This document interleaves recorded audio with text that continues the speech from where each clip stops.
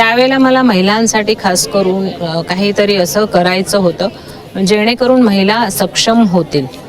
आणि आपण पुढे विचार मांडला की मी महापौर झाल्यानंतर माझ्या या तालुक्यातील महानगरपालिका क्षेत्रातील ज्या गरजू महिला आहेत त्यांना सक्षम करणं, स्वावलंबी करणं हे काम मला करायचं आहे.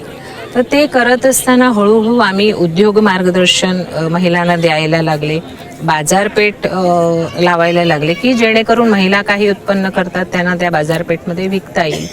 हळूहळू बचत गट तयार केले गेले. त्या बचत गटांना त्या महिलांना 2 पैसे मिळावे म्हणून शहरामधील जेवढी आपण उद्याने, तलावे, सुशोभीकरण केली तलावे, ती सगळी त्या महिला बचत गटांना सांभाळायला दिली जेणेकरून त्यांना 2 पैसे कमाई होईल.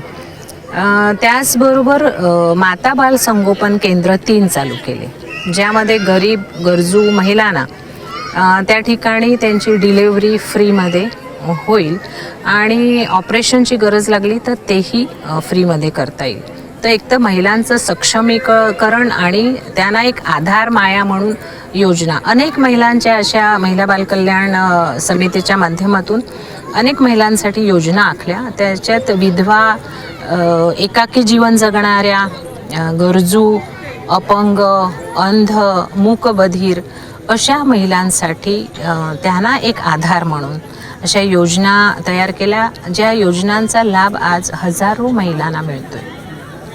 पण लहानपणी कशा होत्या तुम्ही? आता तरी माझ्या रक्तातच राजकारण आहे. त्याचं कारण आहे की मी लहान असताना माझे काका, सख्खे काका हे विरार गावाचे सरपंच होते आणि ते राजकारणात असल्यामुळे सगळे मंत्री वगैरे त्यावेळेला तारामाई वर्तक, भाऊसाहेब वर्तक हे सगळे मंत्री पदावर होते. ते सगळ्यांचं